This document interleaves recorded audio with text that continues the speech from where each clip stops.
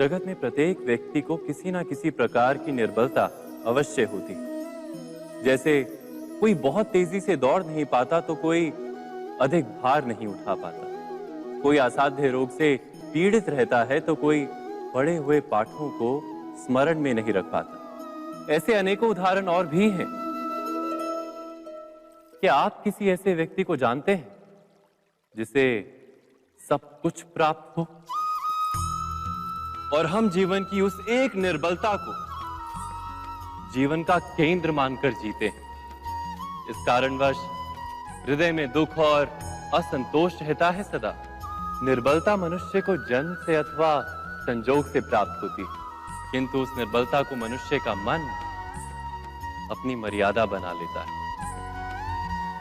किंतु कुछ व्यक्ति ऐसे भी होते हैं जो अपने पुरुषार्थ और श्रम से उस निर्बलता को पराजित कर देते हैं। क्या भेद है उनमें और अन्य लोगों में? क्या आपने कभी विचार किया है? सरल सा उत्तर है इसका। जो व्यक्ति निर्बलता से पराजित नहीं होता, जो पुरुषार्थ करने का साहस रखता है हृदय में, वो निर्बलता को पार कर जाता है। अर्थात निर्बलता अवश्य ईश्वर देता है, किंतु मर्यादा मनुष्य का मन ही निर्मित करता है। स्वयं विचार कीजिए।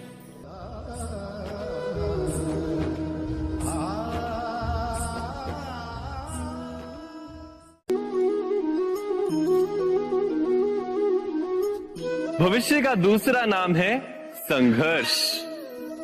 हृदय में आज इच्छा होती है और यदि पूर्ण नहीं हो पाती तो हृदय भविष्य की योजना बनाता है। भविष्य में इच्छा पूर्ण होगी ऐसी कल्पना करता रहता है, किंतु जीवन ना तो भविष्य में है ना अतीत में। जीवन तो इस क्षण का नाम, अर्थात इस क्षण का अनुभव ही जीवन का अनुभव। पर हम ये जानते हुए भी इतना सा सत्य समझ नहीं पाते। या तो हम बीते हुए समय के स्मरणों को घेर कर बैठे रहते हैं, या फिर आने वाले समय के लिए हम योजनाएं बनाते रहते हैं और जीवन जीवन बीत जाता है। एक सत्य यदि हम हृदय में उतार लें कि ना हम भविष्य देख सकते हैं, ना ही भविष्य निर्मित कर सकते हैं, हम तो केवल धैर्य और साहस के साथ भविष्य को आलिंगन दे सकते हैं, स्वागत कर सकते हैं भविष्य का। तो क्या जीवन का हर पल जीवन से नहीं भर जाएगा? स्वयं विचार कीजिए।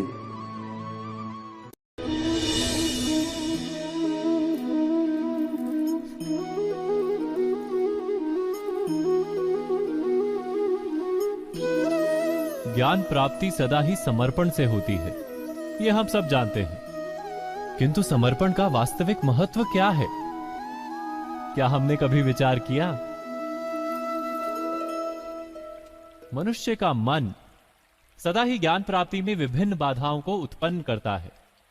कभी किसी अन्य विद्यार्थी से ईर्ष्या हो जाती है, कभी पढ़ाए हुए पाठों पर संदेह जन्मता है और कभी गुरु द्वारा दिया गया दंड मन को अहंकार से भर देता है। नहीं, क्या ऐसा नहीं होता? न जाने कैसे कैसे विचार मन को भटकाते हैं और मन की इसी अयोग्य स्थिति के कारण हम ज्ञान प्राप्त नहीं कर पाते। मन की योग्य स्थिति केवल समर्पण से निर्मित होती है। समर्पण मनुष्य के अहंकार का नाश करता है, ईर्ष्या, महत्वाकांक्षा आदि भावनाओं को दूर कर हृदय को शांत करता है और मन को एकाग्र करता है। वास्तव में ईश्वर की सृष्टि में ना ज्ञान की मर्यादा है ना ज्ञानियों की। गुरु दत्तात्रेय ने तो गाय और श्वान से भी ज्ञान प्राप्त कर लिया था। अर्थात विषय ब्रह्म ज्ञान का हो या जीवन के ज्ञान का या गुरुकुल में प्राप्त होने वाले ज्ञान का, उसकी प्राप्ति के लिए गुरु से अधिक महत्व है उस गुरु के प्रति हमारा समर्पण। क्या यह सत्य नहीं?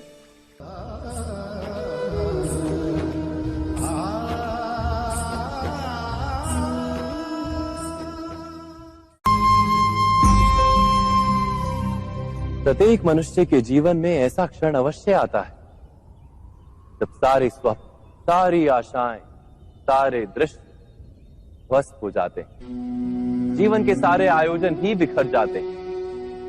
एक और धर्म होता है और दूसरी ओर सुख। इसी को धर्म संकट कहते हैं। जब धर्म का वहन ही संकट हो और धर्म का त्याग ही सुख हो। विचार कीजिए, कभी किसी स्वजन के विरुद्ध सत्य बोलने का अवसर प्राप्त हो जाता है, कभी ठीक दरिद्रता के समय सरलता से चोरी करने का मार्ग प्राप्त हो जाता है, कभी किसी शक्तिशाली राजनेता या राजा के कर्मचारी का अधर्म प्रकट हो जाता है। सबके जीवन में ऐसी घटना बनती ही रहती है। अधिकतर लोग ऐसे किसी क्षण को धर्म संकट के रूप में जान ही नहीं पाते। हमें किसी प्रकार के संघर्ष का अनुभव ही नहीं होता। सहजता से सुख की ओर खींचे चले जाते हैं, जैसे मक्खी गुड़ की ओर खींची चली जाती। वास्तव में धर्म संकट का क्षण ईश्वर के निकट जाने का क्षण होता है। यदि हम संघर्षों से भयभीत ना हो, सुख की ओर आकर्षित ना हो, अपने धर्म पर दृढ़ रहे, तो ईश्वर का साक्षात्कार दूर नहीं।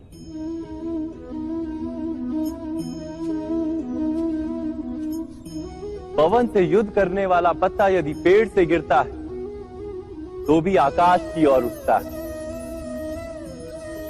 पवन से झुकने वाली घास वहीं भूमि पर रह जाती। अर्थात धर्म संकट से यदि हम संकट को ही टाल दें तो सुख तो मिलता है, जीवन बढ़ता है, किंतु क्या चरित्र नहीं टूटता? क्या आत्मा दरिद्र नहीं हो जाती? क्या ईश्वर से अंतर नहीं हो जाता? स्वयं विचार कीजिए।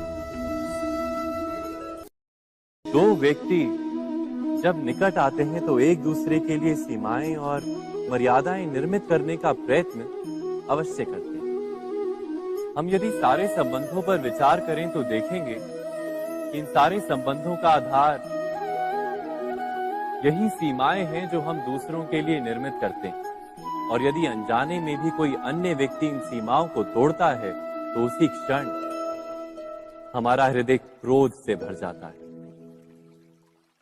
इन सीमाओं का वास्तविक रूप क्या है? क्या हमने कभी विचार किया? सीमाओं के द्वारा हम दूसरे व्यक्ति को निर्णय करने की अनुमति नहीं देते, अपना निर्णय उस व्यक्ति पर थोपते, अर्थात किसी की स्वतंत्रता का अस्वीकार करते हैं। और जब स्वतंत्रता का अस्वीकार किया जाता है तो उसका हृदय दुख से भर जाता है। और जब वो सीमाओं को तोड़ता है तो हमारा हृदय क्रोध से भर जाता है। क्या ऐसा नहीं होता?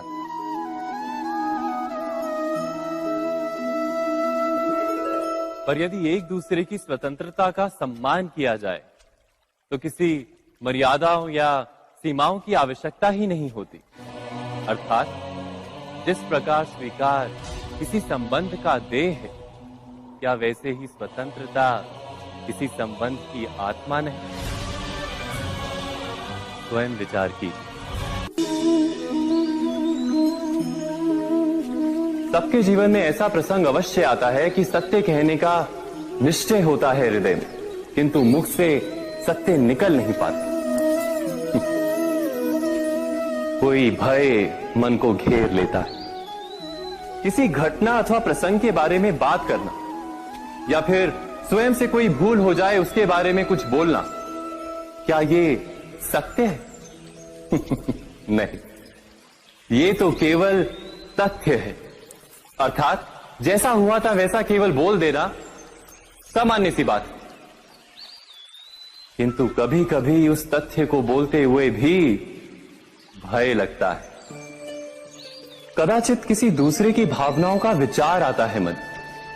दूसरे को दुख होगा ये भय भी शब्दों को रोकता है। तो ये सत्य क्या है? क्या हमने कभी विचार किया है? जब भय रहते हुए भी कोई तथ्य बोलता है तो वो सत्य कहलाता है। वास्तव में सत्य कुछ और नहीं, केवल निर्भयता का दूसरा नाम है।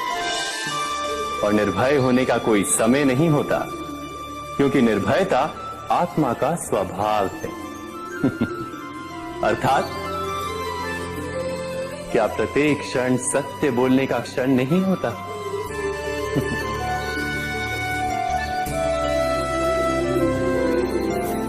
स्वयं विचार कीजिए।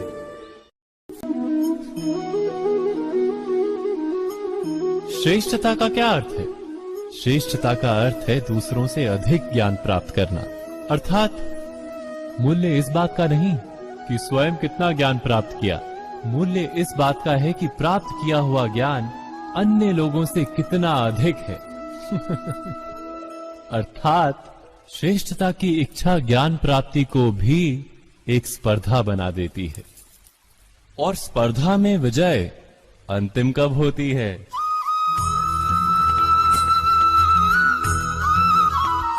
कुछ समय के लिए तो श्रेष्ठ बना जा सकता है, किंतु सदा के लिए कोई श्रेष्ठ नहीं रह पाता।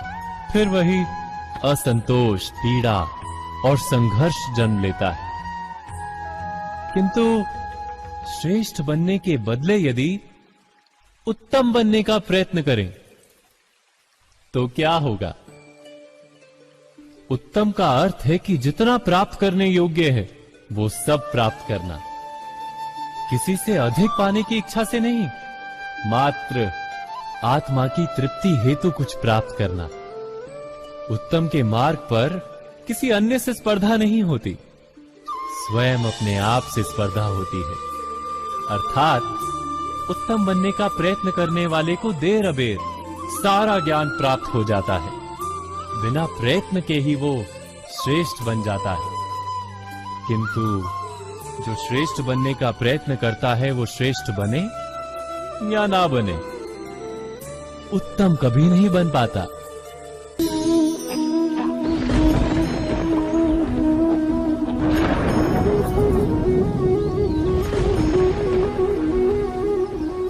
सपनों और पूर्वाभासों के आधार पर हम भविष्य के सुख दुख की कल्पना करते हैं। भविष्य के दुख का कारण दूर करने के लिए हम आज योजना बनाते हैं। किंतु कल के संकट को आज निर्मूल करने से हमें लाभ मिलता है या हानि पहुंचती है? ये प्रश्न हम कभी नहीं करते। सत्य तो ये है कि संकट और उसका निवारण साथ जनते हैं, व्यक्ति के लिए भी और सृष्टि के लिए भी। नहीं, आप अपने भूतकाल का स्मरण कीजिए, इतिहास को देखिए। आप तुरंत ही ये जान पाएंगे कि जब जब संकट आता है तब तब उसका निवारण करने वाली शक्ति भी जन्म लेती है। यही तो जगत का चलन है। वस्तुतः संकट ही शक्ति के जन्म का कारण है। प्रत्येक व्यक्ति जब संकट से निकलता है तो एक पद आगे बढ़ा होता है, अधिक चमकता है, आत्मविश्वास से अधिक भरा होता है, न केवल अपने लिए अपितु विश्व के लिए भी। क्या ये सत्य नहीं?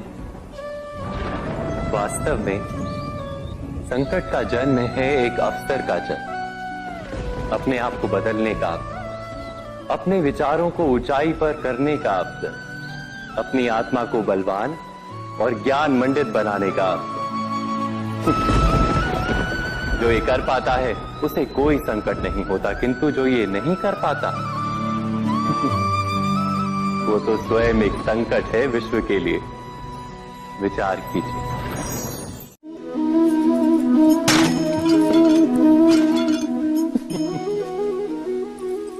कभी कभी कोई घटना मनुष्य के जीवन की सारी योजनाओं को तोड़ देती और मनुष्य उस आघात को अपने जीवन का केंद्र मान लेता। पर क्या भविष्य मनुष्य की योजनाओं के आधार पर निर्मित होते हैं? नहीं। जिस प्रकार किसी ऊंचे पर्वत पर सर्वप्रथम चढ़ने वाला उस पर्वत की तलाई में बैठकर जो योजना बनाता है, क्या वही योजना उसे उस पर्वत की चोटी तक पहुंचाती है? नहीं। वास्तव में वो जैसे जैसे ऊपर चढ़ता है वैसे वैसे उसे नई नई चुनौतियां, नई नई विडंबनाएं, नए नए अवरोध मिलते हैं। प्रत्येक पद पर वो अपने अगले पद का निर्णय करता है। प्रत्येक पद पर उसे अपनी योजनाओं को बदलना पड़ता है। कहीं पुरानी योजना उसे खाई में ना ढकेल दे। वो पर्वत को अपने योग्य नहीं बना पाता, केवल स्वयं को पर्वत के योग्य बना सकता है। क्या जीवन के साथ भी ऐसा ही नहीं? जब मनुष्य जीवन में किसी एक चुनौती को, एक अवरोध को अपने जीवन का केंद्र मान लेता है, अपने जीवन की गति को ही रोक देता है, तो वो अपने जीवन में सफल नहीं बन पाता और ना ही सुख और शांति प्राप्त कर पाता। अर्थात जीवन को अपने योग्य बनाने के बदले स्वयं अपने को जीवन के योग्य बनाना ही सफलता और सुख का एकमात्र मार्ग नहीं। स्वयं विचार कीजिए।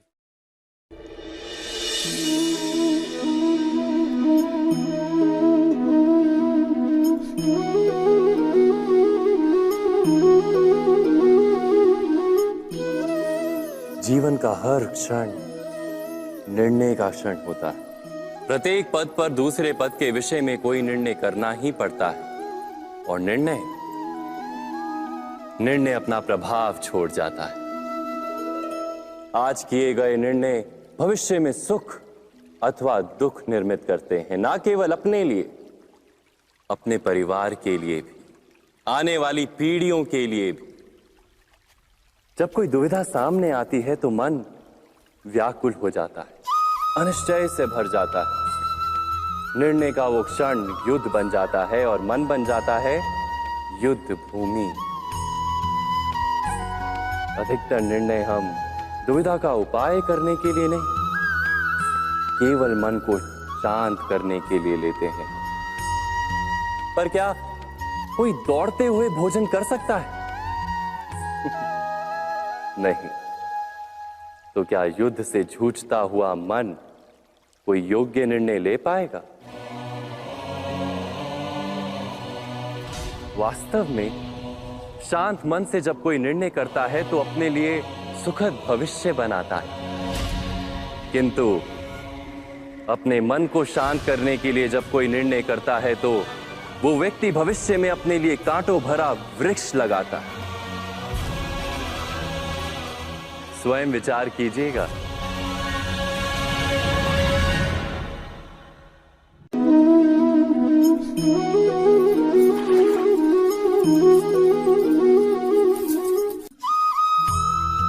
जीवन में आने वाले संघर्षों के लिए जब मनुष्य स्वयं को योग्य नहीं मानता, जब उसे अपने ही बल पर विश्वास नहीं रहता, तब वो सद्गुणों को त्याग कर दुर्गुणों को अपनाता है।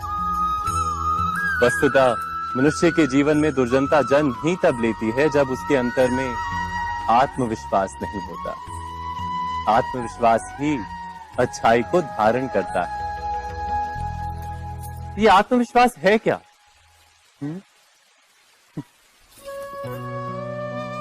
जब मनुष्य ये मानता है कि जीवन का संघर्ष उसे दुर्बल बनाता है, तो उसे अपने ऊपर विश्वास नहीं रहता।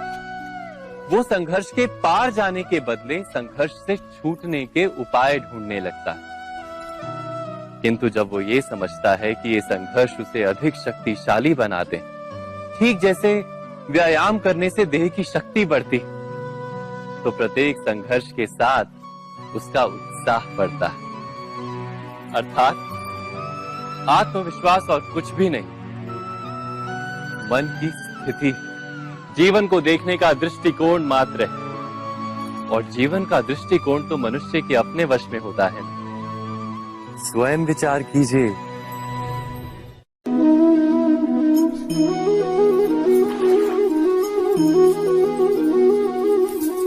पिता सदा ही अपने संतान के सुख की कामना करते हैं, उनके भविष्य की चिंता करते रहते हैं।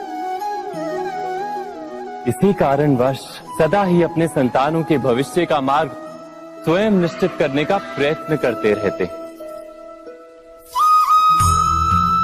जिस मार्ग पर पिता स्वयं चला है, जिस मार्ग के कंकर पत्थर को स्वयं देखा है, मार्ग की छाया, मार्ग की धूप को स्वयं जाना है, उसी मार्ग पर उसका पुत्र भी चले, यही इच्छा रहती है हर पिता की।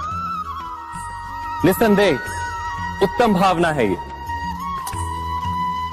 किंतु 3 प्रश्नों के ऊपर विचार करना हम भूल ही जाते हैं। कौन से प्रश्न? प्रथम प्रश्न, क्या समय के साथ प्रत्येक मार्ग बदल नहीं जाते? क्या समय सदा ही नई चुनौतियों को लेकर नहीं आता? तो फिर बीते हुए समय के अनुभव नई पीढ़ी को किस प्रकार लाभ दे सकते हैं? दूसरा प्रश्न, क्या प्रत्येक संतान अपने माता पिता की छवि होता है?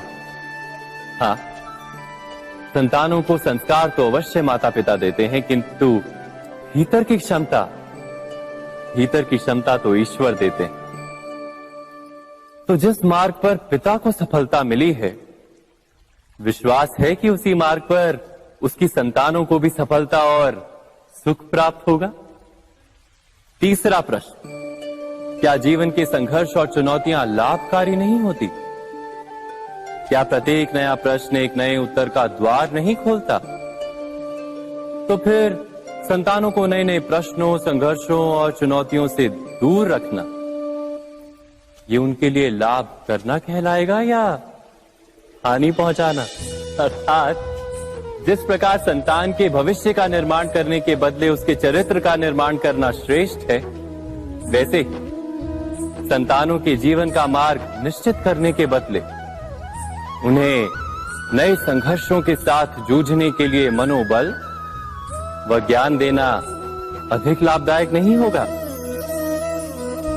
स्वयं विचार कीजिए।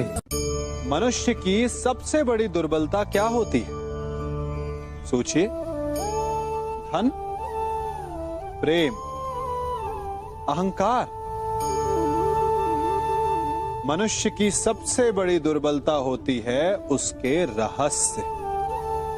चाहे आप कितने भी शक्तिशाली क्यों ना हो, कितने भी प्रबल क्यों ना हो, परंतु उसके रहस्य उसके नाश की चाबी होती है। इसलिए यदि प्रबल रहना है, शक्तिशाली रहना है, समर्थ रहना है, तो अपने रहस्य को किसी को भी ना बताएं, ना मित्र को और ना ही शत्रु को, क्योंकि समय पड़ने पर कब कौन शत्रु हो जाए ऐसा कहना संभव नहीं। विभीषण को रावण के अमृत कुंड का ज्ञात था, इसीलिए प्रभु श्री राम रावण का वध करने में सफल हो सके। इसलिए उचित यही है कि आप अपने रहस्य को स्वयं तक ही सीमित रखें।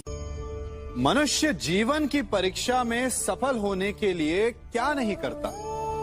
वो परिश्रम करता है, दौड़ भाग करता है, और ये सब करने के पश्चात भी जब उसका काम नहीं बनता तो वो नकल करता है ना?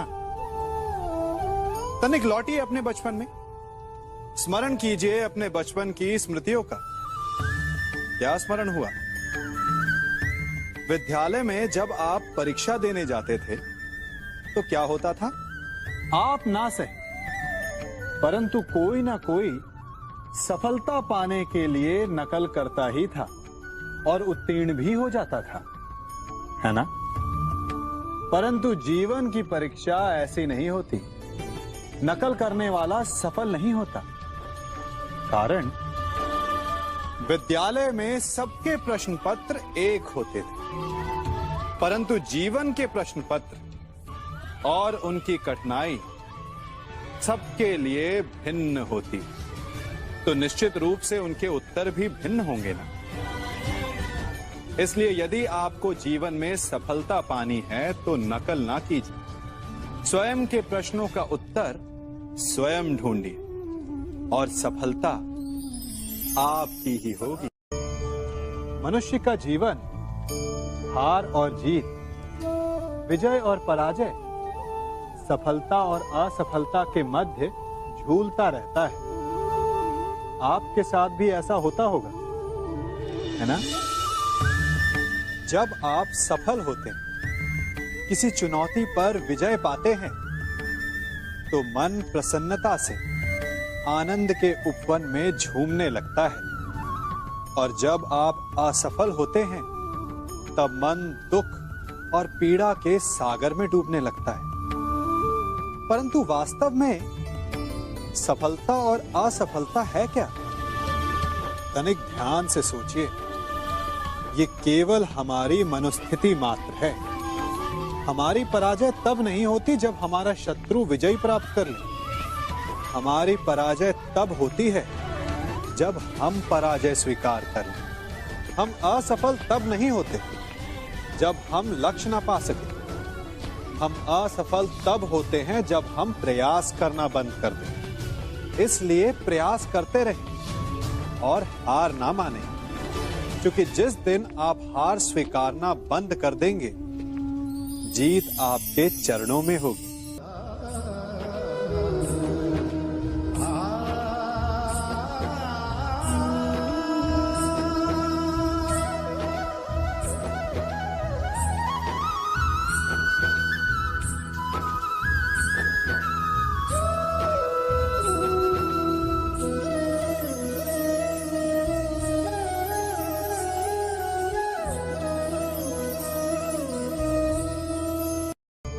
आप सबने बरगद के वृक्ष को तो देखा ही होगा। क्या आपको ज्ञात है, बरगद के वृक्ष के बीज का आकार राई से भी छोटा होता है। परंतु बरगद का वृक्ष संसार के महाकाय वृक्षों में जाना जाता है। जब उसका जन्म होता है, तब उसमें वो जटाएं, वो शाखाएं नहीं होती। परंतु जैसे जैसे उसका विस्तार होता है, जैसे जैसे वो अधिक शाखाओं का भार उठाता है, अधिक पत्तियों का सृजन करता है, वैसे वैसे उसकी शाखाएं जटाएं बनकर जड़ तक पहुंचती है और इस वृक्ष को सहारा देती है। ये जीवन का बहुत महत्वपूर्ण पथ है। बिना लोभ लालच शुभ कार्य करें, अन्य लोगों की सहायता करें। धीरे धीरे आपने जिनकी सहायता की, वो आपके सहायक बनते जाएंगे, आपकी जड़ों को और बलशाली बनाएंगे, आयु मान और आकार बढ़ाएंगे। सहजीवन, सहायता और निष्काम कर्म आपको मृत्यु के पश्चात भी मरने नहीं देगा, आपको अमर रखेगा। हमारा शरीर प्रकृति का एक महान आविष्कार है। इससे जटिल संरचना संसार में और कोई नहीं। हमारा शरीर जितना जटिल है, यदि इसे ठीक से जाना जाए, तो इससे अधिक सरल ज्ञान देने वाला और कोई नहीं। हमारे शरीर में 5 इंद्रियां होती हैं, जो हमें भाव, गुण और वस्तुओं का बोध कराती हैं। हमारे पास आंखें हैं, नाक है, स्पर्श के लिए त्वचा है, कान है और जीभा है। सबका भिन्न भिन्न कार्य है। आंखों से देखना, कानों से सुनना, नथनों से श्वास लेना, त्वचा से स्पर्श करना और जीभा से स्वाद लेना। परंतु क्या आपने कभी सोचा कि प्रकृति ने हमें 2 आंखें दी, 2 नथने दी, 2 कान दी, स्पर्श के लिए ये पूरा शरीर दिया, परंतु जीभा केवल 1 दी? ऐसा क्यों? क्योंकि प्रकृति चाहती है कि हम देखें अधिक, सुने अधिक और ज्ञान अधिक अर्जित करें, बोले कम। क्योंकि अधिक वाचाल नाश को निमंत्रण देता है। स्मरण रखिएगा।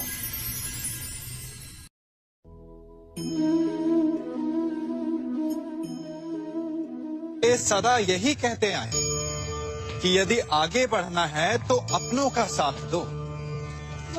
सत्य कहते हैं, अपनों का साथ देना ही चाहिए, परंतु साथ देने से पूर्व ये अवश्य पहचान लेना चाहिए कि अपने हैं कौन। क्या अपने वही होते हैं जिनके साथ हमारा रक्त संबंध होता है, या अपने मित्र? अपने वो होते हैं जो हमें सद्कार्य के लिए प्रेरित करें, हमें आगे बढ़ाएं, हमारा साथ दें।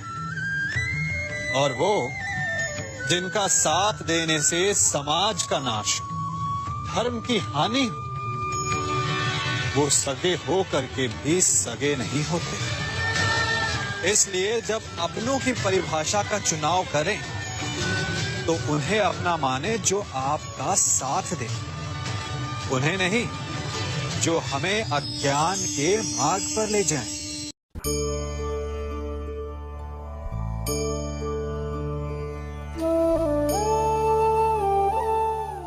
आप जिनसे प्रेम करते हैं सदा उनके समीप रहना चाहते हैं, नहीं चाहते कि कभी अपनों से दूर होना पड़े, बिछड़ना पड़े। परंतु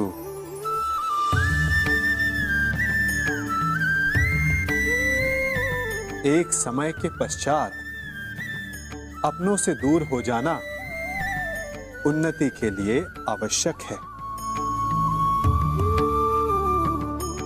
आप माता पिता हैं ना, यदि आप अपनी संतान के जीवन के हर पग पर उनका मार्गदर्शन करते रहेंगे तो आपकी संतान स्वयं मार्ग चुनना कैसे सीखेगी, मार्ग के कांटों से स्वयं को बचाना कैसे सीखेगी। इसीलिए एक समय के पश्चात अपनों से बनाई गई दूरी सदा लाभदायक रहती है। आज मैं आप सबको एक कथा सुनाता हूं। एक दिन प्रातः एक व्यापारी अपने घर से निकला। घर से निकलते ही एक बिल्ली ने उस व्यापारी का मार्ग काट दिया। व्यापारी घबरा गया, वो फिर से घर लौट गया और शुभ घड़ी की प्रतीक्षा करने लगा। और जब वो पुनः अपने घर से निकला तब वो वाहन जा चुका था जिससे राजा तक पहुंचकर उसे भेंट देनी थी। राजा को भेंट नहीं मिली। राजा क्रोधित हो गए। राजा ने उस व्यापारी का व्यापार बंद करवा दिया। इस कारण व्यापारी क्रोधित होकर घर पर अपनी पत्नी से लड़ बैठा। पत्नी अपने बच्चों समेत मैके वापस चली गई और उस व्यापारी के जीवन में यदि कुछ रह गया था तो केवल अंधकार। और इन सब का कारण वो उस बिल्ली को मानता रहा जिसने उसका मार्ग काटा था। ऐसा ही एक दूसरा व्यापारी राजा को भेंट देने निकला और उस व्यापारी का मार्ग भी एक बिल्ली ने काट दिया। वो व्यापारी तनिक घबराया, परंतु उसने आगे बढ़ना अधिक उचित समझा। राजा तक वो समय पर पहुंचा। उसने राजा को भेंट की। राजा प्रसन्न हुए और राजा ने व्यापारी को अपना व्यापार बढ़ाने की अनुमति दी, स्वर्ण आभूषण दी। जब व्यापारी घर पर पहुंचा तो पत्नी को आभूषण और अपने बच्चों को देने के लिए वस्त्र थे उसके पास। हर ओर प्रसन्नता थी। समझ रहे हैं ना, दोनों के साथ एक ही प्रकार की घटना हुई, परंतु दोनों की प्रतिक्रिया भिन्न थी। ऐसा ही हमारा जीवन भी है। हमारे जीवन में प्रारब्ध का अपना स्थान है, परंतु उससे कई अधिक महत्वपूर्ण हमारी प्रतिक्रिया, हमारे सोच का प्रभाव है। क्योंकि यही हमारे जीवन को आकार देते हैं। इसलिए अपनी सोच को सकारात्मक रखिए। आपका जीवन सदैव आनंदमय।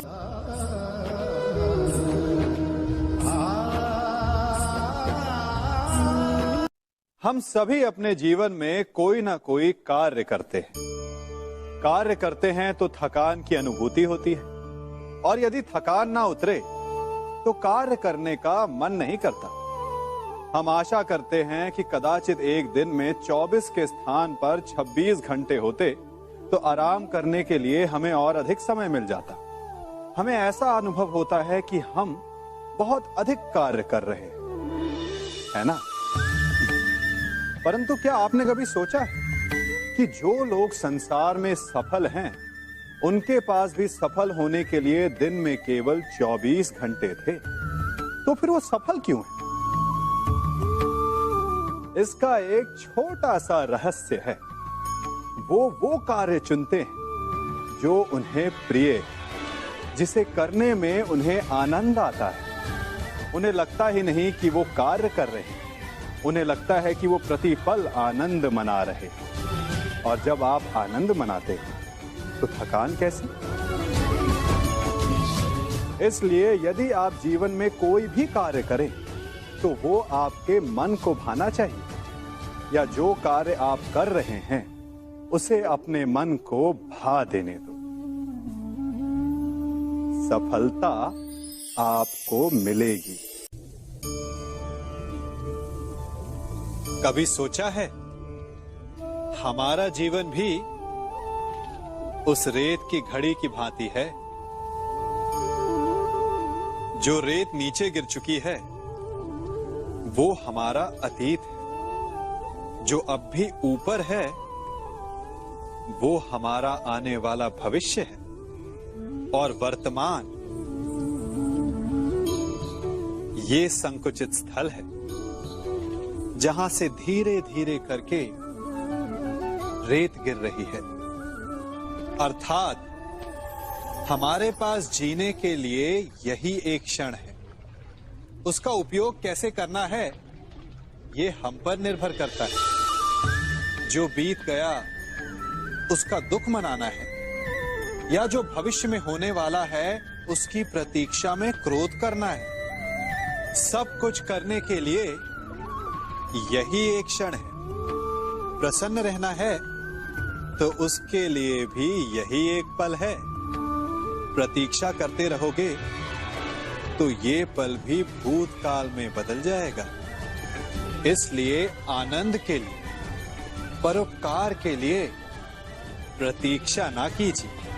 आपके पास जो पल है उनका भरपूर सदुपयोग कीजिए, क्योंकि इस घड़ी को पलटकर आप फिर से समय अवश्य गिन सकते हैं, परंतु अपना बीता हुआ समय आप वापस नहीं लौटा पाएंगे।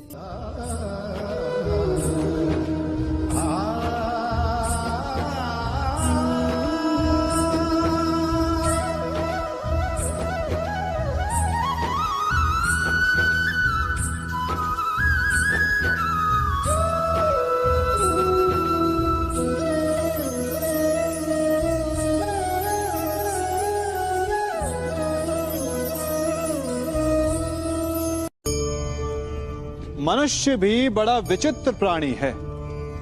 अपनों से नीचे के स्तर के लोगों को वो हे दृष्टि से देखता है, उनका उपहास उड़ाता है, उनसे बार बार कहता है कि तुम्हारा कुछ नहीं हो सकता, तुम भविष्य में कुछ नहीं कर पाओगे। जब मनुष्य के पास धन, संपत्ति, मान होता है तो वो दूसरों का आदर नहीं करता, परंतु वो एक बात भूल जाता है कि उससे भी अधिक शक्तिशाली कोई अस्तित्व में है, और वो है समय। काल। काल अपना चक्र कब बदलेगा ये कोई नहीं जानता। समय अपनी करवट कब लेगा ये कोई नहीं जानता। कोयला भी समय के साथ साथ हीरे में परिवर्तित हो जाता है। इसलिए जीवन में कभी भी किसी का भी उपहास नहीं उड़ाना चाहिए।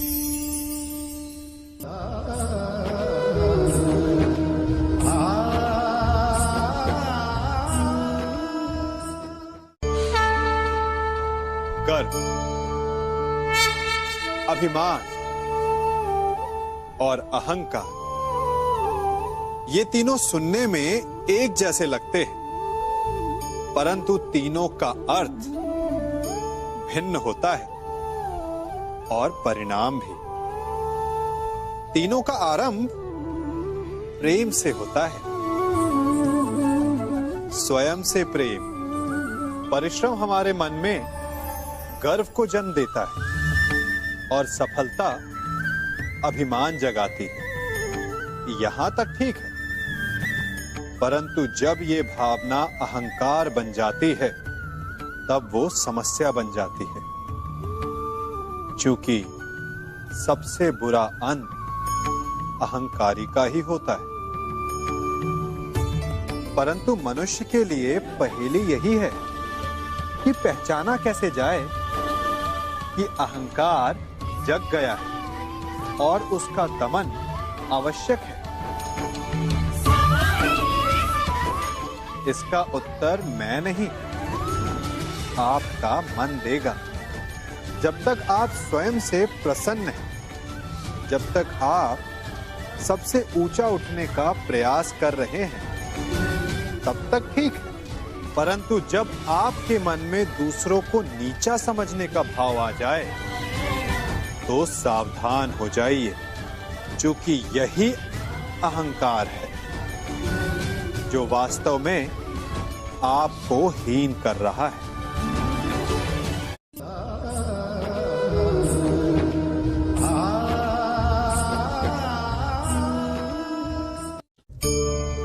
आज मैं आप सबको एक कहानी सुनाता हूं। एक दिन गोकुल में दो व्यापारी आए। एक व्यापारी शहद का था, बड़ा मीठा शहद था उसका, परंतु वो गोकुल में टिक नहीं पाया। उसके व्यापार ने घाटा खाया और शीघ्र ही वो गोकुल छोड़कर चला गया। और दूसरा व्यापारी मिर्च का था। पहले दिन वो एक पोटली लाया और दूसरे ही दिन वो पूरी बैलगाड़ी भर कर लाया और धीरे धीरे पूरी मथुरा में उसकी धाक जम गई। मुझे बड़ा आश्चर्य हुआ, तो मैंने बाबा से पूछा कि ऐसा क्यों कि एक मीठे शहद का व्यापारी कंगाल हो गया और एक मिर्च का व्यापारी धीरे धीरे नगर सेठ बन गया। बाबा मुस्कुराए और उन्होंने कहा कि मीठी बोली बोलने वाले की तीखी मिर्च भी बिक जाती है और जो कड़वी बोली बोलता है उसका मीठा शहद भी नहीं बिकता। वाह, कितने उत्तम विचार हैं उनके, और उचित ही है।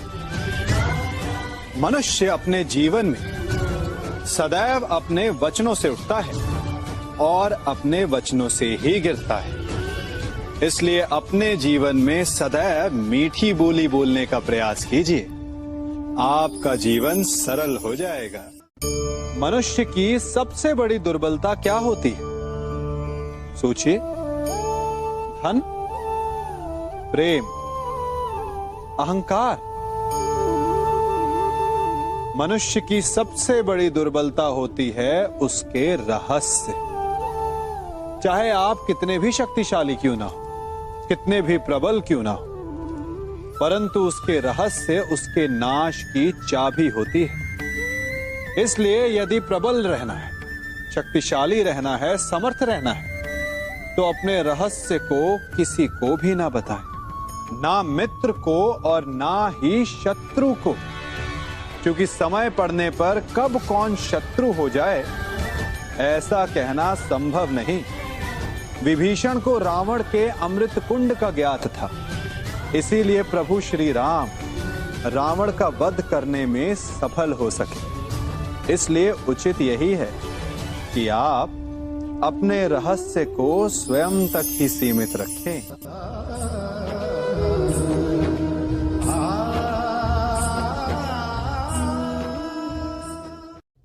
युवा अवस्था भी हमारे जीवन का कितना सुंदर काल होता है ना।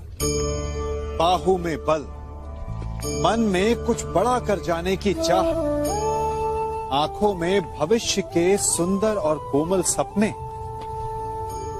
और इसी अवस्था में मनुष्य के भीतर पनपता है प्रेम। किसी को देखकर उस पर मन मोहित हो जाता है और फिर मनुष्य अपना सब कुछ उस पर न्यौछावर कर देना चाहता है। फिर प्रेम की परिणति होती है विवाह में। क्यों? सबको अपने खट्टे मीठे संस्मरण स्मरण हुआ है ना। परंतु यहीं से अधिकतर माता पिता और संतान के मध्य विचारों का विरोध प्रारंभ हो जाता है। संतान को लगता है कि उसका चुना जीवन साथी ही उसके लिए उपयुक्त है, और माता पिता को लगता है कि संतान अनजाने में भूल कर रही है। संतान का तर्क होता है कि उसे विवाह किससे करना है, ये उसका अधिकार है, और माता पिता का तर्क ये होता है कि अब भी जीवन साथी चुनने की समझ संतान में है ही नहीं। तो इस अवरोध को काटा कैसे जाए, उचित निर्णय कैसे लिया जाए? इसका एक ही मार्ग है, अपने उत्तरदायित्व का भान और अपनों से बड़ों के मापदंडों का भान। विवाह करने से पूर्व ये जान लेना आवश्यक है कि विवाह केवल अपने प्रेम को पाने का मार्ग नहीं है, अपितु विवाह से जीवन का एक नया द्वार भी खुलता है, और हर नए जीवन के साथ नए उत्तरदायित्व भी होते हैं। और यदि इन उत्तरदायित्वों को समझकर निर्णय लिया जाए तो विश्वास कीजिए, आपका दाम्पत्य जीवन आनंद से भरा रहेगा, और आपको कभी ये पछतावा नहीं होगा कि आपने कोई अनुचित निर्णय लिया।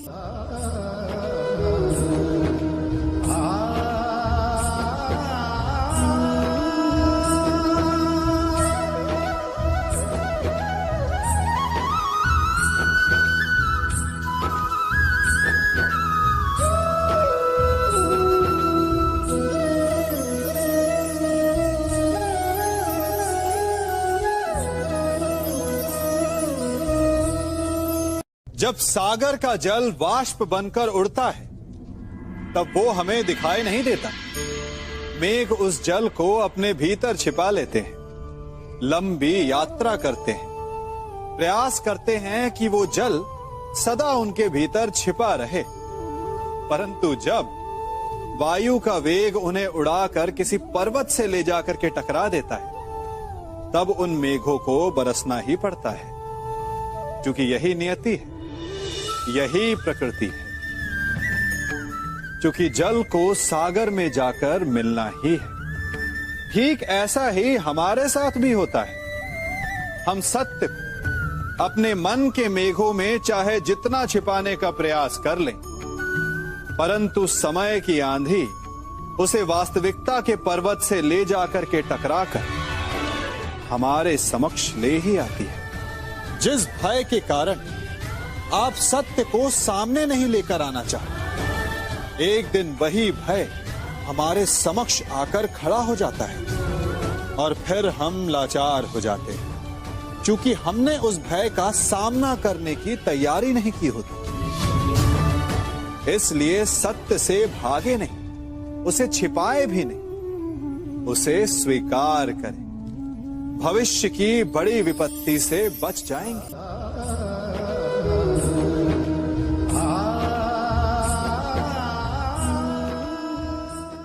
कभी कभी आप सबके जीवन में एक ऐसी विचित्र समस्या अवश्य आती है कि शक्तिशाली के समक्ष मौन हो जाओ।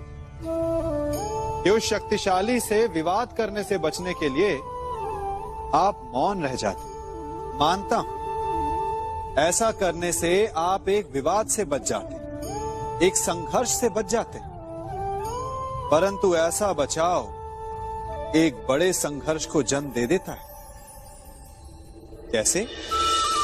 हमारा मौन रहना अनजाने में उसका समर्थन बन जाता है, और वो स्वयं को अधिक शक्तिशाली अनुभव करता है, और यहां से हमारा दमन प्रारंभ हो जाता है। एक के बाद एक हम अन्याय में अनचाहे रूप से सम्मिलित होते चले जाते हैं। तो इसका तोड़ क्या है? ये समझने के लिए ये जानना आवश्यक है कि ऐसी कौन सी बात है जो आपको विरोध करने से रोकती है। ये सामने वाले की शक्ति नहीं जो आपको रोकती है, ये आपके भीतर छिपा भय है जो आपको रोकता है। हाँ, कभी कभी भय आपकी सुरक्षा अवश्य कर सकता है, परंतु साथ साथ ये भी जानना आवश्यक है कि ये भय ही है जो आपको मौन भी रखता है। इसलिए अपने मन से भय को निकालिए और खुलकर अनीति का, अन्याय का विरोध कीजिए और फिर देखिएगा आपका मन कितना मुक्त, कितना हल्का अनुभव करेगा।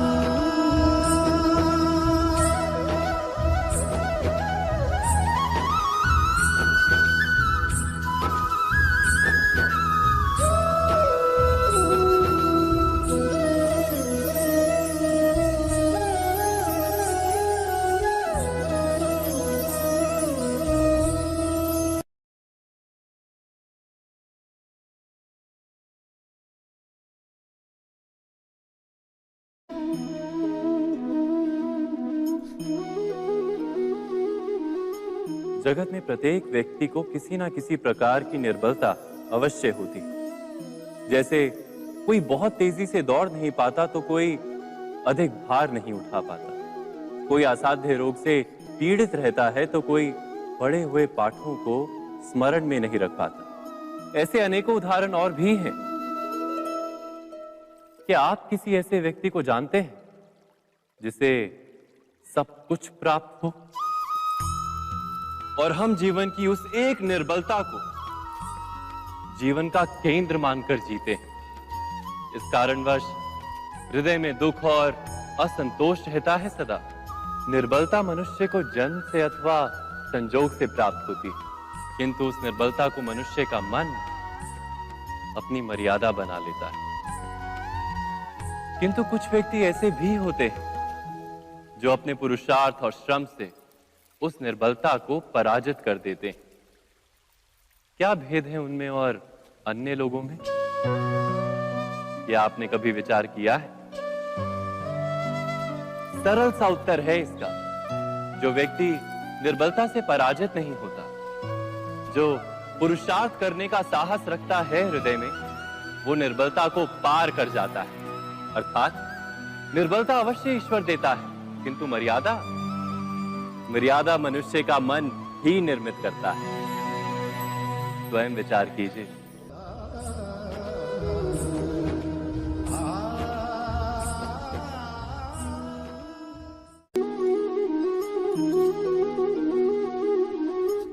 भविष्य का दूसरा नाम है संघर्ष।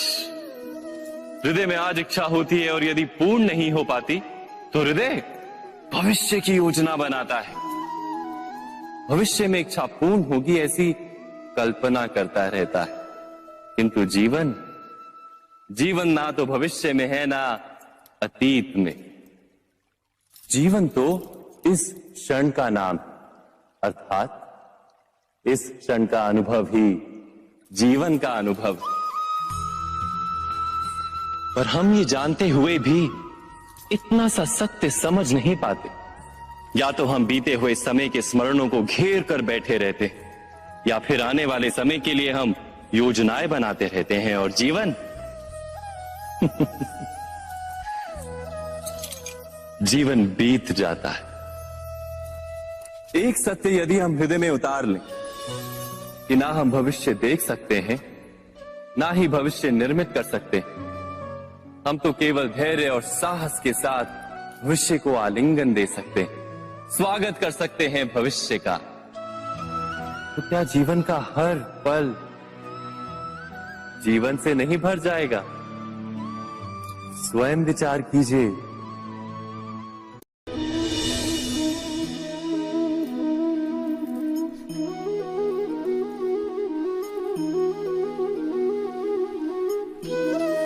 ज्ञान प्राप्ति सदा ही समर्पण से होती है, यह हम सब जानते हैं। किंतु समर्पण का वास्तविक महत्व क्या है? क्या हमने कभी विचार किया? मनुष्य का मन सदा ही ज्ञान प्राप्ति में विभिन्न बाधाओं को उत्पन्न करता है। कभी किसी अन्य विद्यार्थी से ईर्ष्या हो जाती है, कभी पढ़ाए हुए पाठों पर संदेह जन्मता है और कभी गुरु द्वारा दिया गया दंड मन को अहंकार से भर देता है। नहीं, क्या ऐसा नहीं होता? न जाने कैसे कैसे विचार मन को भटकाते हैं और मन की इसी अयोग्य स्थिति के कारण हम ज्ञान प्राप्त नहीं कर पाते। मन की योग्य स्थिति केवल समर्पण से निर्मित होती है। समर्पण मनुष्य के अहंकार का नाश करता है, ईर्ष्या, महत्वाकांक्षा आदि भावनाओं को दूर कर हृदय को शांत करता है और मन को एकाग्र करता है। वास्तव में ईश्वर की सृष्टि में ना ज्ञान की मर्यादा है ना ज्ञानियों की। गुरु दत्तात्रेय ने तो गाय और श्वान से भी ज्ञान प्राप्त कर लिया था। अर्थात विषय ब्रह्म ज्ञान का हो या जीवन के ज्ञान का या गुरुकुल में प्राप्त होने वाले ज्ञान का, उसकी प्राप्ति के लिए गुरु से अधिक महत्व है उस गुरु के प्रति हमारा समर्पण। क्या यह सत्य नहीं?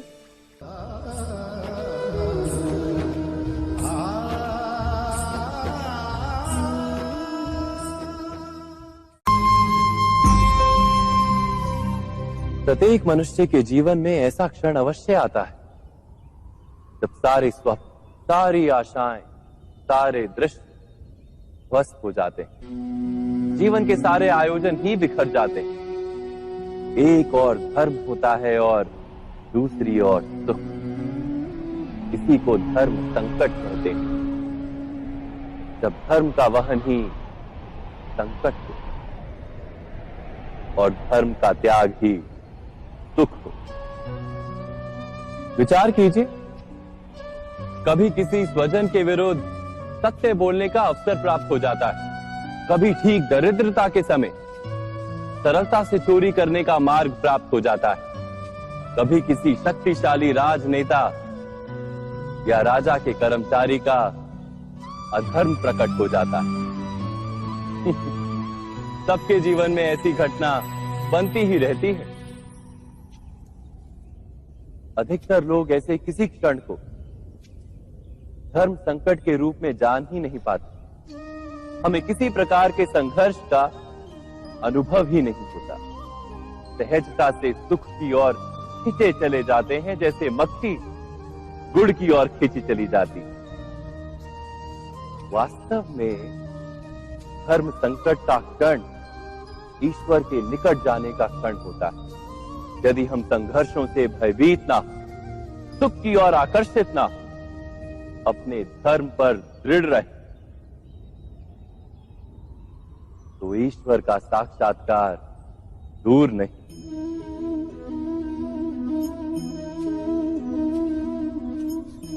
पवन से युद्ध करने वाला पत्ता यदि पेड़ से गिरता है तो भी आकाश की ओर उठता है।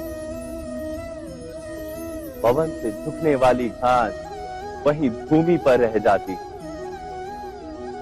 अर्थात धर्म संकट से यदि हम संकट को ही टाल दें तो सुख तो मिलता है, जीवन बढ़ता है, किंतु क्या चरित्र नहीं टूटता? क्या आत्मा दरिद्र नहीं हो जाती? क्या ईश्वर से अंतर नहीं हो जाता? स्वयं विचार किए। दो व्यक्ति जब निकट आते हैं तो एक दूसरे के लिए सीमाएं और मर्यादाएं निर्मित करने का प्रयत्न अवश्य करते हैं। हम यदि सारे संबंधों पर विचार करें तो देखेंगे कि इन सारे संबंधों का आधार यही सीमाएं हैं जो हम दूसरों के लिए निर्मित करते हैं। और यदि अनजाने में भी कोई अन्य व्यक्ति इन सीमाओं को तोड़ता है तो उसी क्षण हमारा हृदय क्रोध से भर जाता है। इन सीमाओं का वास्तविक रूप क्या है? क्या हमने कभी विचार किया? सीमाओं के द्वारा हम दूसरे व्यक्ति को निर्णय करने की अनुमति नहीं देते। अपना निर्णय उस व्यक्ति पर थोपते, अर्थात किसी की स्वतंत्रता का अस्वीकार करते हैं। और जब स्वतंत्रता का अस्वीकार किया जाता है तो उसका हृदय दुख से भर जाता है। और जब वो सीमाओं को तोड़ता है तो हमारा हृदय क्रोध से भर जाता है। क्या ऐसा नहीं होता?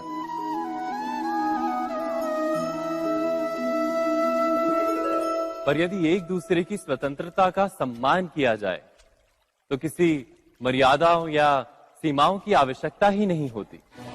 अर्थात जिस प्रकार स्वीकार किसी संबंध का देह है, क्या वैसे ही स्वतंत्रता किसी संबंध की आत्मा नहीं? स्वयं विचार कीजिए। सबके जीवन में ऐसा प्रसंग अवश्य आता है कि सत्य कहने का निश्चय होता है हृदय में, किंतु मुख से सत्य निकल नहीं पाता। कोई भय मन को घेर लेता है। किसी घटना अथवा प्रसंग के बारे में बात करना या फिर स्वयं से कोई भूल हो जाए उसके बारे में कुछ बोलना, क्या ये सत्य है? नहीं, ये तो केवल तथ्य है। अर्थात जैसा हुआ था वैसा केवल बोल देना सामान्य सी बात है। किंतु कभी कभी उस तथ्य को बोलते हुए भी भय लगता है। कदाचित किसी दूसरे की भावनाओं का विचार आता है मन, दूसरे को दुख होगा ये भय भी शब्दों को रोकता है। तो ये सत्य क्या है? क्या हमने कभी विचार किया है? जब भय रहते हुए भी कोई तथ्य बोलता है तो वो सत्य कहलाता है। वास्तव में सत्य कुछ और नहीं, केवल निर्भयता का दूसरा नाम है। और निर्भय होने का कोई समय नहीं होता, क्योंकि निर्भयता आत्मा का स्वभाव है। अर्थात क्या प्रत्येक क्षण सत्य बोलने का क्षण नहीं होता?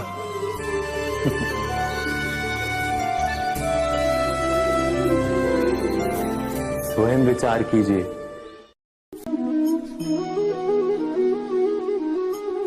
श्रेष्ठता का क्या अर्थ है? श्रेष्ठता का अर्थ है दूसरों से अधिक ज्ञान प्राप्त करना। अर्थात मूल्य इस बात का नहीं कि स्वयं कितना ज्ञान प्राप्त किया, मूल्य इस बात का है कि प्राप्त किया हुआ ज्ञान अन्य लोगों से कितना अधिक है। अर्थात श्रेष्ठता की इच्छा ज्ञान प्राप्ति को भी एक स्पर्धा बना देती है। और स्पर्धा में विजय अंतिम कब होती है?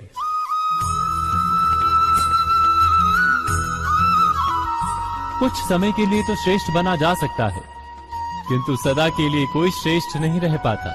फिर वही असंतोष, पीड़ा और संघर्ष जन्म लेता है। किंतु श्रेष्ठ बनने के बदले यदि उत्तम बनने का प्रयत्न करें तो क्या होगा? उत्तम का अर्थ है कि जितना प्राप्त करने योग्य है वो सब प्राप्त करना, किसी से अधिक पाने की इच्छा से नहीं, मात्र आत्मा की तृप्ति हेतु कुछ प्राप्त करना। उत्तम के मार्ग पर किसी अन्य से स्पर्धा नहीं होती, स्वयं अपने आप से स्पर्धा होती है। अर्थात उत्तम बनने का प्रयत्न करने वाले को देर अबेर सारा ज्ञान प्राप्त हो जाता है। बिना प्रयत्न के ही वो श्रेष्ठ बन जाता है। किंतु जो श्रेष्ठ बनने का प्रयत्न करता है वो श्रेष्ठ बने या ना बने, उत्तम कभी नहीं बन पाता।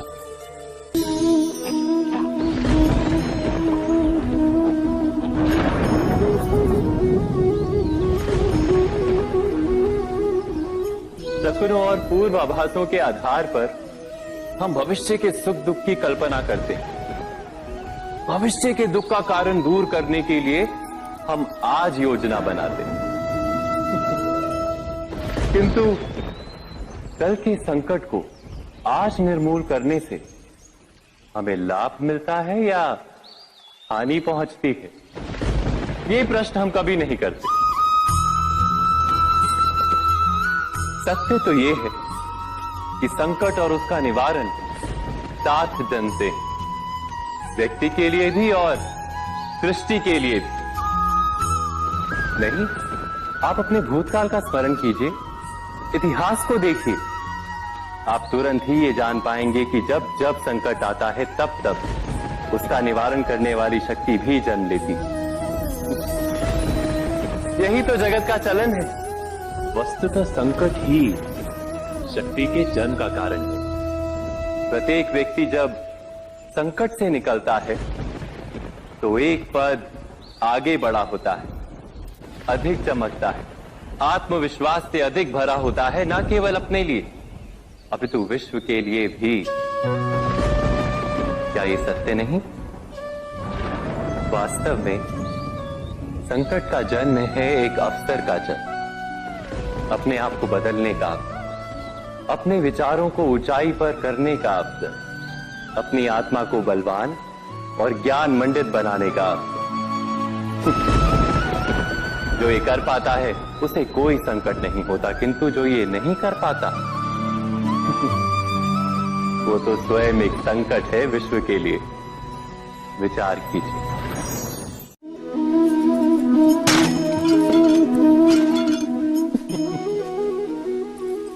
कभी कभी कोई घटना मनुष्य के जीवन की सारी योजनाओं को तोड़ देती और मनुष्य उस आघात को अपने जीवन का केंद्र मान लेता। पर क्या भविष्य मनुष्य की योजनाओं के आधार पर निर्मित होते हैं? नहीं। जिस प्रकार किसी ऊंचे पर्वत पर सर्वप्रथम चढ़ने वाला उस पर्वत की तलाई में बैठकर जो योजना बनाता है, क्या वही योजना उसे उस पर्वत की चोटी तक पहुंचाती है? नहीं। वास्तव में वो जैसे जैसे ऊपर चढ़ता है वैसे वैसे उसे नई नई चुनौतियां, नई नई विडंबनाएं, नए नए अवरोध मिलते हैं। प्रत्येक पद पर वो अपने अगले पद का निर्णय करता है।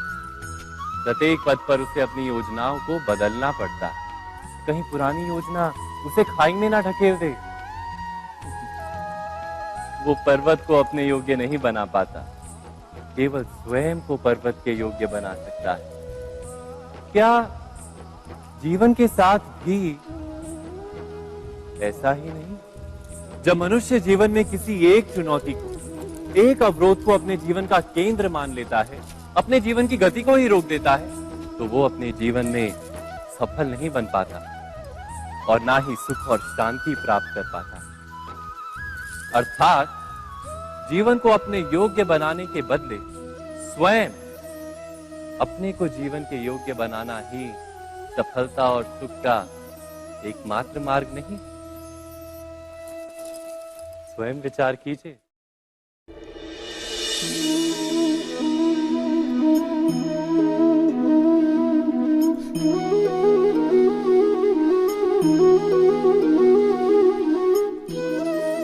जीवन का हर क्षण निर्णय का क्षण होता है। प्रत्येक पद पर दूसरे पद के विषय में कोई निर्णय करना ही पड़ता है और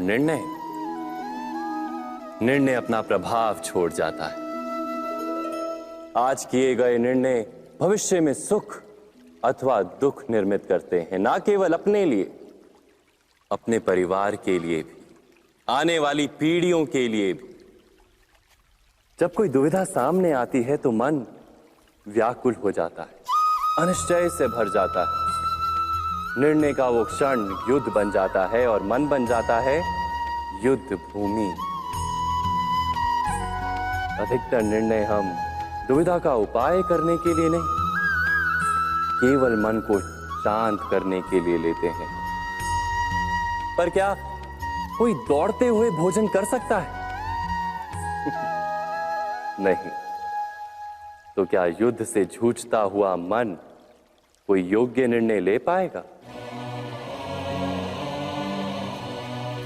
वास्तव में शांत मन से जब कोई निर्णय करता है तो अपने लिए सुखद भविष्य बनाता है, किंतु अपने मन को शांत करने के लिए जब कोई निर्णय करता है तो वो व्यक्ति भविष्य में अपने लिए कांटों भरा वृक्ष लगाता है।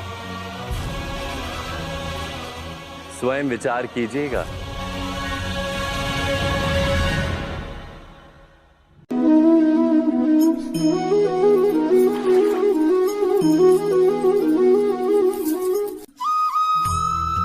जीवन में आने वाले संघर्षों के लिए जब मनुष्य स्वयं को योग्य नहीं मानता, जब उसे अपने ही बल पर विश्वास नहीं रहता, तब वो सद्गुणों को त्याग कर दुर्गुणों को अपनाता है।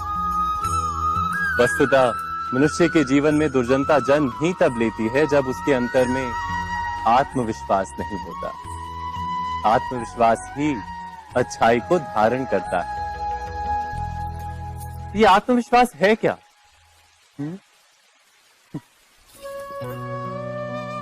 जब मनुष्य ये मानता है कि जीवन का संघर्ष उसे दुर्बल बनाता है, तो उसे अपने ऊपर विश्वास नहीं रहता। वो संघर्ष के पार जाने के बदले संघर्ष से छूटने के उपाय ढूंढने लगता है। किंतु जब वो ये समझता है कि ये संघर्ष उसे अधिक शक्तिशाली बनाते हैं, ठीक जैसे व्यायाम करने से देह की शक्ति बढ़ती, तो प्रत्येक संघर्ष के साथ उसका उत्साह बढ़ता है। अर्थात आत्मविश्वास और कुछ भी नहीं, मन की स्थिति, जीवन को देखने का दृष्टिकोण मात्र है। और जीवन का दृष्टिकोण तो मनुष्य के अपने वश में होता है। स्वयं विचार कीजिए।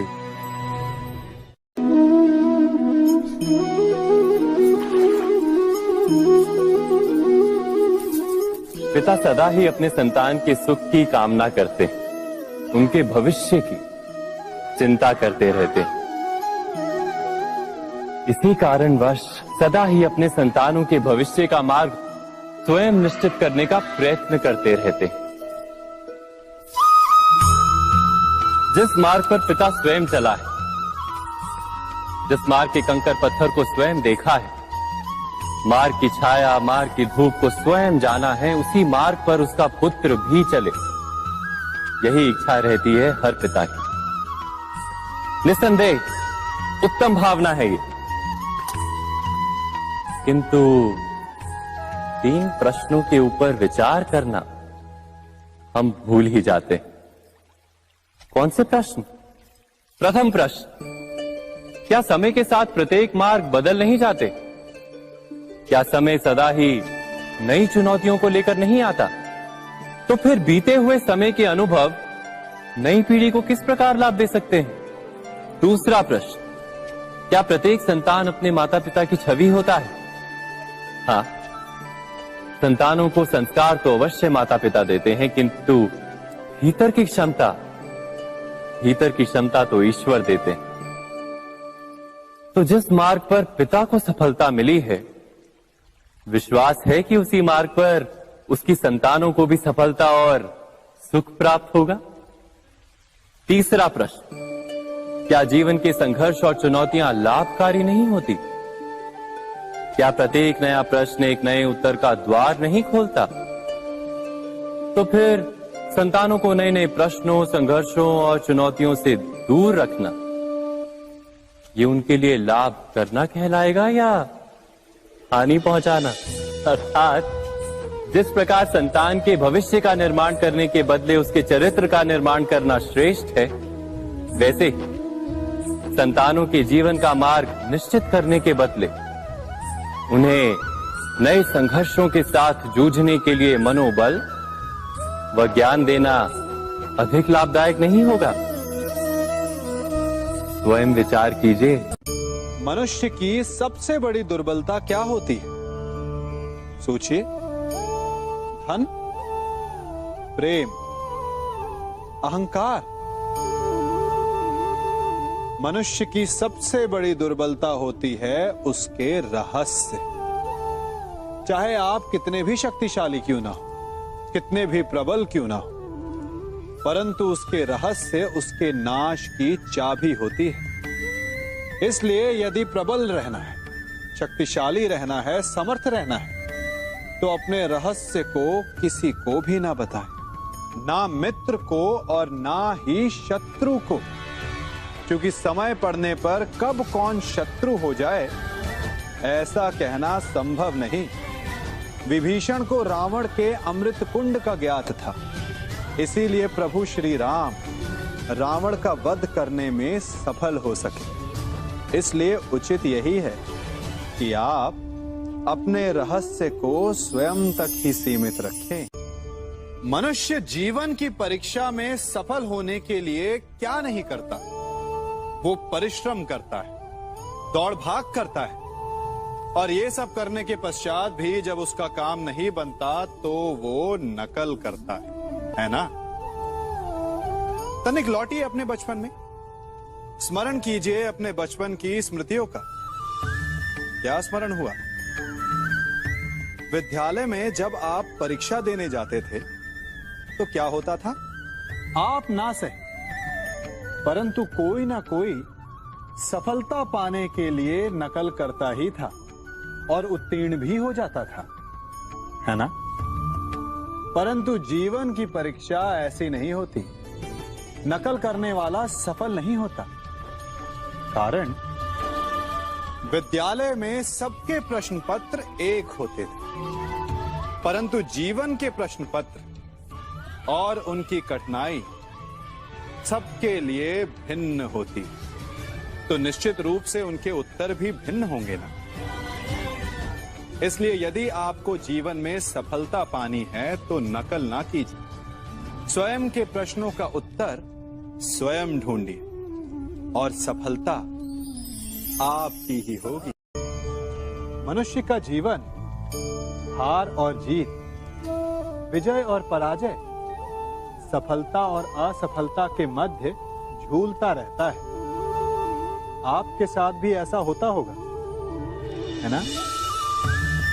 जब आप सफल होते हैं, किसी चुनौती पर विजय पाते हैं, तो मन प्रसन्नता से आनंद के उपवन में झूमने लगता है, और जब आप असफल होते हैं तब मन दुख और पीड़ा के सागर में डूबने लगता है। परंतु वास्तव में सफलता और असफलता है क्या? तनिक ध्यान से सोचिए। ये केवल हमारी मनोस्थिति मात्र है। हमारी पराजय तब नहीं होती जब हमारा शत्रु विजय प्राप्त कर ले।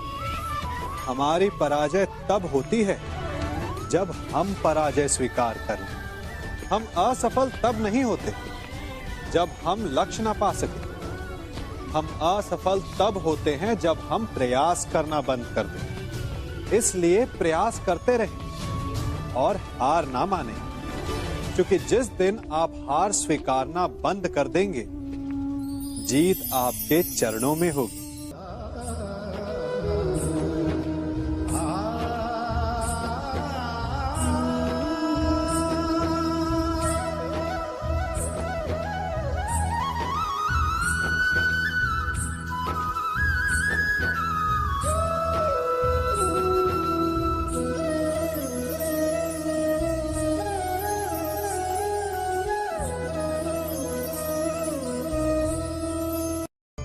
आप सबने बरगद के वृक्ष को तो देखा ही होगा। क्या आपको ज्ञात है, बरगद के वृक्ष के बीज का आकार राई से भी छोटा होता है, परंतु बरगद का वृक्ष संसार के महाकाय वृक्षों में जाना जाता है। जब उसका जन्म होता है तब उसमें वो जटाएं, वो शाखाएं नहीं होती, परंतु जैसे जैसे उसका विस्तार होता है, जैसे जैसे वो अधिक शाखाओं का भार उठाता है, अधिक पत्तियों का सृजन करता है, वैसे वैसे उसकी शाखाएं जटाएं बनकर जड़ तक पहुंचती है और इस वृक्ष को सहारा देती है। ये जीवन का बहुत महत्वपूर्ण पथ है। बिना लोभ लालच शुभ कार्य करें, अन्य लोगों की सहायता करें। धीरे धीरे आपने जिनकी सहायता की वो आपके सहायक बनते जाएंगे, आपकी जड़ों को और बलशाली बनाएंगे, आयु मान और आकार बढ़ाएंगे। सहजीवन, सहायता और निष्काम कर्म आपको मृत्यु के पश्चात भी मरने नहीं देगा, आपको अमर रखेगा। हमारा शरीर प्रकृति का एक महान आविष्कार है। इससे जटिल संरचना संसार में और कोई नहीं। हमारा शरीर जितना जटिल है, यदि इसे ठीक से जाना जाए तो इससे अधिक सरल ज्ञान देने वाला और कोई नहीं। हमारे शरीर में 5 इंद्रियां होती हैं जो हमें भाव, गुण और वस्तुओं का बोध कराती हैं। हमारे पास आंखें हैं, नाक है, स्पर्श के लिए त्वचा है, कान है और जीभा है। सबका भिन्न भिन्न कार्य है। आंखों से देखना, कानों से सुनना, नथनों से श्वास लेना, त्वचा से स्पर्श करना और जीवा से स्वाद लेना। परंतु क्या आपने कभी सोचा कि प्रकृति ने हमें 2 आंखें दी, 2 नथने दी, 2 कान दी, स्पर्श के लिए ये पूरा शरीर दिया, परंतु जीवा केवल 1 दी? ऐसा क्यों? क्योंकि प्रकृति चाहती है कि हम देखें अधिक, सुने अधिक और ज्ञान अधिक अर्जित करें, बोले कम। क्योंकि अधिक वाचाल नाश को निमंत्रण देता है। स्मरण रखिएगा।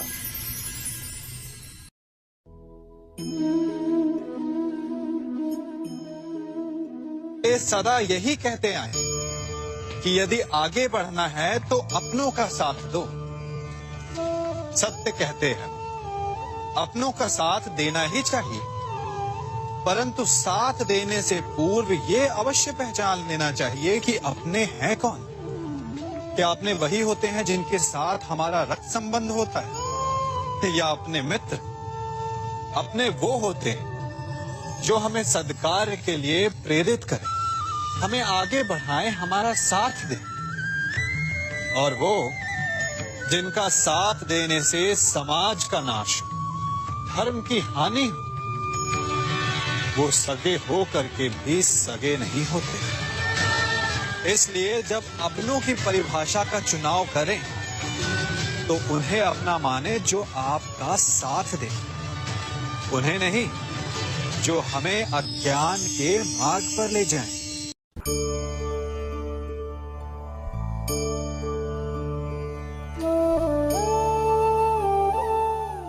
आप जिनसे प्रेम करते हैं सदा उनके समीप रहना चाहते हैं, नहीं चाहते कि कभी अपनों से दूर होना पड़े, बिछड़ना पड़े। परंतु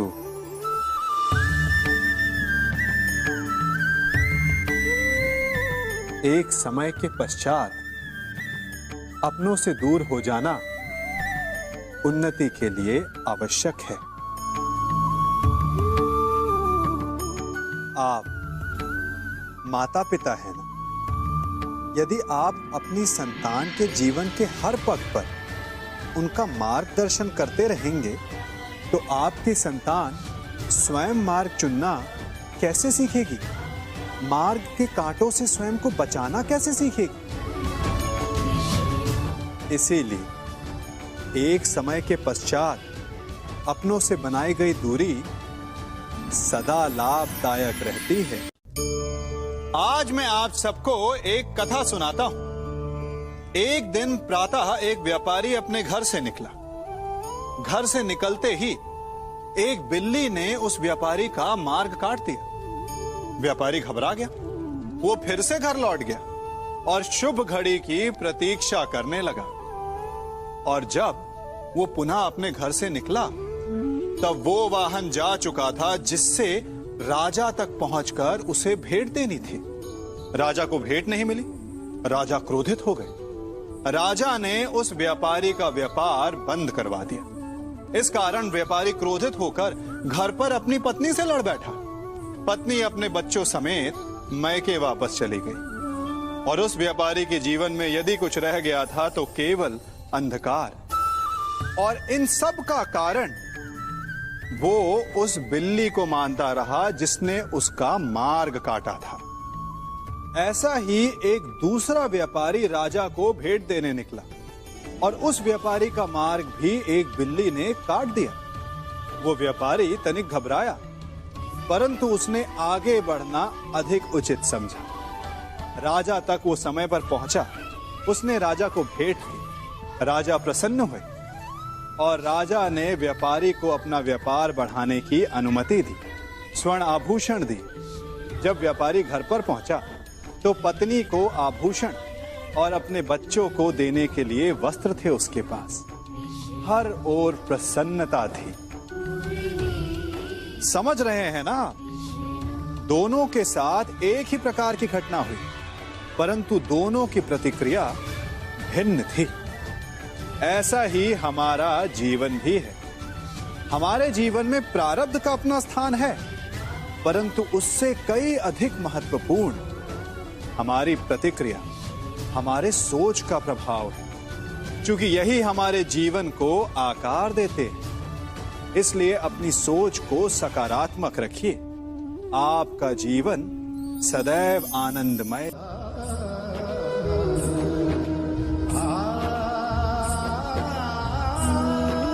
हम सभी अपने जीवन में कोई ना कोई कार्य करते हैं। कार्य करते हैं तो थकान की अनुभूति होती है, और यदि थकान ना उतरे तो कार्य करने का मन नहीं करता। हम आशा करते हैं कि कदाचित एक दिन में 24 के स्थान पर 26 घंटे होते तो आराम करने के लिए हमें और अधिक समय मिल जाता। हमें ऐसा अनुभव होता है कि हम बहुत अधिक कार्य कर रहे हैं, है ना?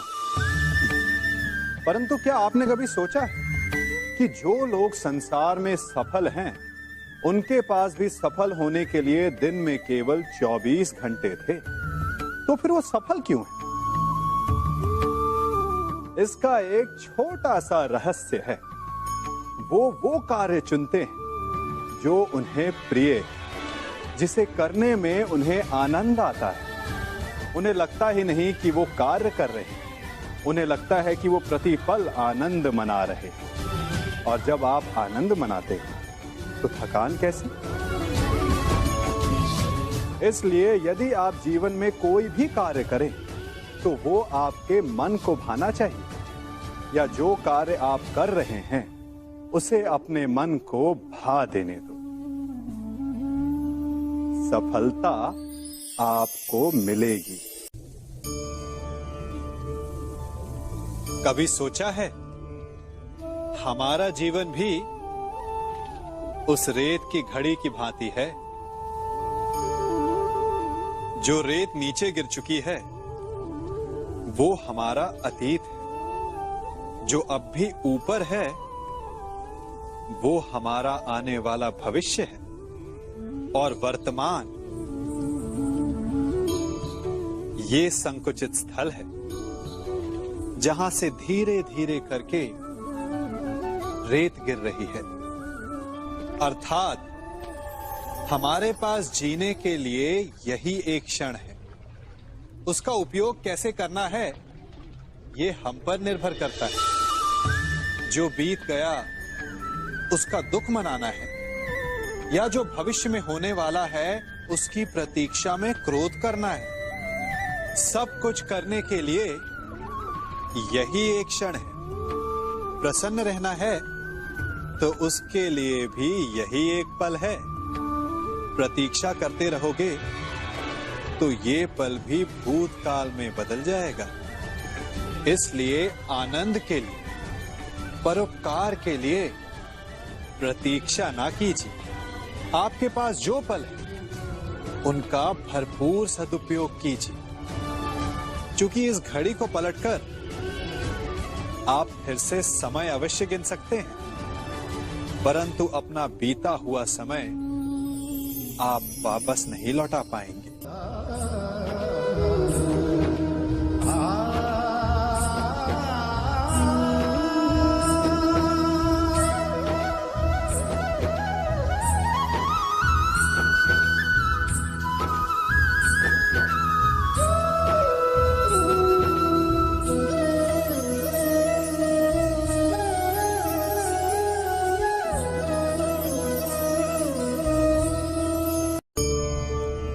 मनुष्य भी बड़ा विचित्र प्राणी है। अपनों से नीचे के स्तर के लोगों को वो हे दृष्टि से देखता है, उनका उपहास उड़ाता है, उनसे बार बार कहता है कि तुम्हारा कुछ नहीं हो सकता, तुम भविष्य में कुछ नहीं कर पाओगे। जब मनुष्य के पास धन, संपत्ति, मान होता है तो वो दूसरों का आदर नहीं करता, परंतु वो एक बात भूल जाता है कि उससे भी अधिक शक्तिशाली कोई अस्तित्व में है, और वो है समय। काल। काल अपना चक्र कब बदलेगा ये कोई नहीं जानता। समय अपनी करवट कब लेगा ये कोई नहीं जानता। कोयला भी समय के साथ साथ हीरे में परिवर्तित हो जाता है। इसलिए जीवन में कभी भी किसी का भी उपहास नहीं उड़ाना चाहिए।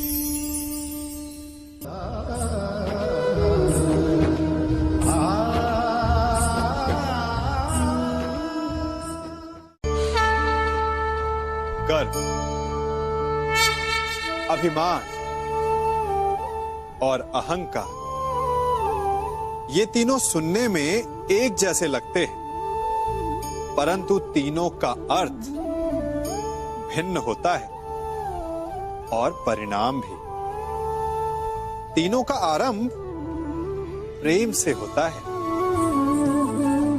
स्वयं से प्रेम, परिश्रम हमारे मन में गर्व को जन्म देता है और सफलता अभिमान जगाती है। यहां तक ठीक है, परंतु जब ये भावना अहंकार बन जाती है तब वो समस्या बन जाती है, क्योंकि सबसे बुरा अंत अहंकारी का ही होता है। परंतु मनुष्य के लिए पहेली यही है कि पहचाना कैसे जाए कि अहंकार जग गया है और उसका दमन आवश्यक है। इसका उत्तर मैं नहीं, आपका मन देगा।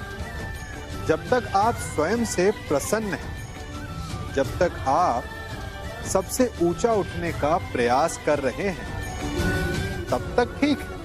परंतु जब आपके मन में दूसरों को नीचा समझने का भाव आ जाए तो सावधान हो जाइए, क्योंकि यही अहंकार है जो वास्तव में आपको हीन कर रहा है।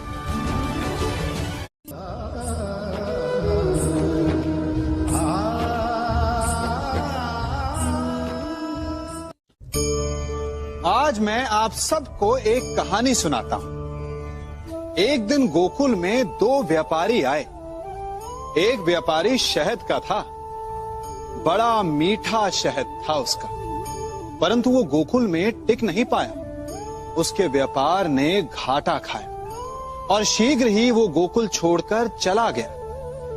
और दूसरा व्यापारी मिर्च का था। पहले दिन वो एक पोटली लाया और दूसरे ही दिन वो पूरी बैलगाड़ी भर कर लाया और धीरे धीरे पूरी मथुरा में उसकी धाक जम गई। मुझे बड़ा आश्चर्य हुआ, तो मैंने बाबा से पूछा कि ऐसा क्यों कि एक मीठे शहद का व्यापारी कंगाल हो गया और एक मिर्च का व्यापारी धीरे धीरे नगर सेठ बन गया।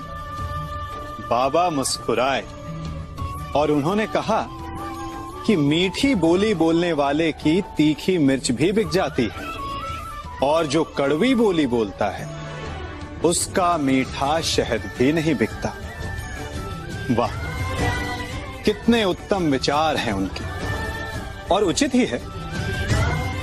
मनुष्य अपने जीवन में सदैव अपने वचनों से उठता है और अपने वचनों से ही गिरता है।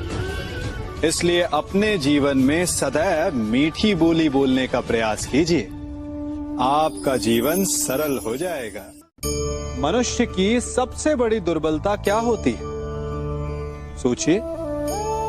धन, प्रेम, अहंकार। मनुष्य की सबसे बड़ी दुर्बलता होती है उसके रहस्य।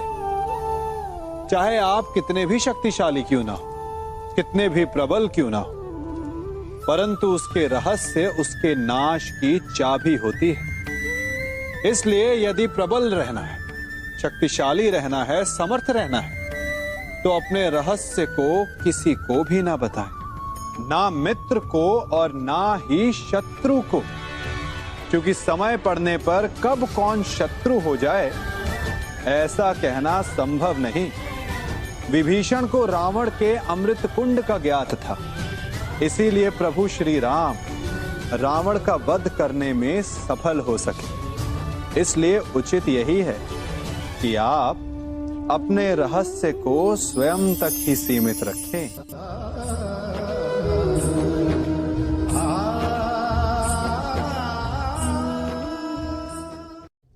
युवा अवस्था भी हमारे जीवन का कितना सुंदर काल होता है ना। बाहु में बल, मन में कुछ बड़ा कर जाने की चाह, आंखों में भविष्य के सुंदर और कोमल सपने। और इसी अवस्था में मनुष्य के भीतर पनपता है प्रेम। किसी को देखकर उस पर मन मोहित हो जाता है और फिर मनुष्य अपना सब कुछ उस पर न्यौछावर कर देना चाहता है। फिर प्रेम की परिणति होती है विवाह में। क्यों? सबको अपने खट्टे मीठे संस्मरण स्मरण हुआ है ना। परंतु यहीं से अधिकतर माता पिता और संतान के मध्य विचारों का विरोध प्रारंभ हो जाता है। संतान को लगता है कि उसका चुना जीवन साथी ही उसके लिए उपयुक्त है और माता पिता को लगता है कि संतान अनजाने में भूल कर रही है। संतान का तर्क होता है कि उसे विवाह किससे करना है, ये उसका अधिकार है। और माता पिता का तर्क ये होता है कि अब भी जीवन साथी चुनने की समझ संतान में है ही नहीं। तो इस अवरोध को काटा कैसे जाए, उचित निर्णय कैसे लिया जाए? इसका एक ही मार्ग है, अपने उत्तरदायित्व का भान और अपनों से बड़ों के मापदंडों का भान। विवाह करने से पूर्व ये जान लेना आवश्यक है कि विवाह केवल अपने प्रेम को पाने का मार्ग नहीं है, अपितु विवाह से जीवन का एक नया द्वार भी खुलता है। और हर नए जीवन के साथ नए उत्तरदायित्व भी होते हैं। और यदि इन उत्तरदायित्वों को समझकर निर्णय लिया जाए तो विश्वास कीजिए, आपका दाम्पत्य जीवन आनंद से भरा रहेगा और आपको कभी ये पछतावा नहीं होगा कि आपने कोई अनुचित निर्णय लिया।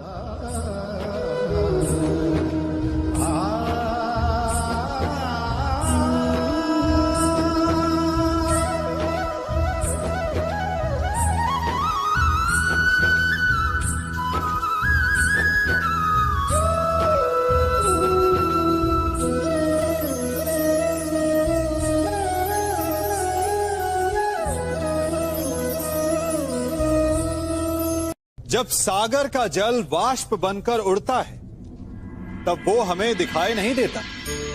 मेघ उस जल को अपने भीतर छिपा लेते हैं, लंबी यात्रा करते हैं, प्रयास करते हैं कि वो जल सदा उनके भीतर छिपा रहे। परंतु जब वायु का वेग उन्हें उड़ाकर किसी पर्वत से ले जाकर के टकरा देता है तब उन मेघों को बरसना ही पड़ता है, क्योंकि यही नियति है, यही प्रकृति है। क्योंकि जल को सागर में जाकर मिलना ही है। ठीक ऐसा ही हमारे साथ भी होता है।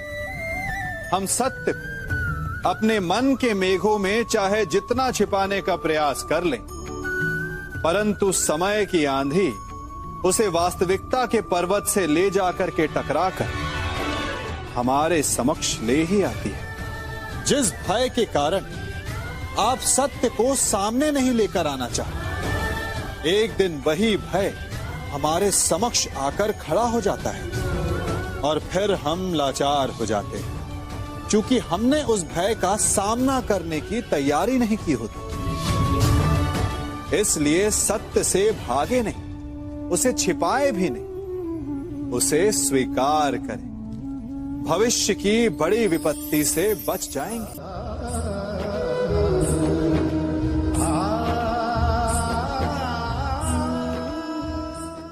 कभी कभी आप सबके जीवन में एक ऐसी विचित्र समस्या अवश्य आती है कि शक्तिशाली के समक्ष मौन हो जाओ। कि उस शक्तिशाली से विवाद करने से बचने के लिए आप मौन रह जाते। मानता हूं ऐसा करने से आप एक विवाद से बच जाते, एक संघर्ष से बच जाते, परंतु ऐसा बचाव एक बड़े संघर्ष को जन्म दे देता है। कैसे? हमारा मौन रहना अनजाने में उसका समर्थन बन जाता है और वो स्वयं को अधिक शक्तिशाली अनुभव करता है और यहां से हमारा दमन प्रारंभ हो जाता है। एक के बाद एक हम अन्याय में अनचाहे रूप से सम्मिलित होते चले जाते हैं। तो इसका तोड़ क्या है? ये समझने के लिए ये जानना आवश्यक है कि ऐसी कौन सी बात है जो आपको विरोध करने से रोकती है। ये सामने वाले की शक्ति नहीं जो आपको रोकती है, ये आपके भीतर छिपा भय है जो आपको रोकता है। हाँ, कभी कभी भय आपकी सुरक्षा अवश्य कर सकता है, परंतु साथ साथ ये भी जानना आवश्यक है कि ये भय ही है जो आपको मौन भी रखता है। इसलिए अपने मन से भय को निकालिए और खुलकर अनीति का, अन्याय का विरोध कीजिए और फिर देखिएगा आपका मन कितना मुक्त, कितना हल्का अनुभव करेगा।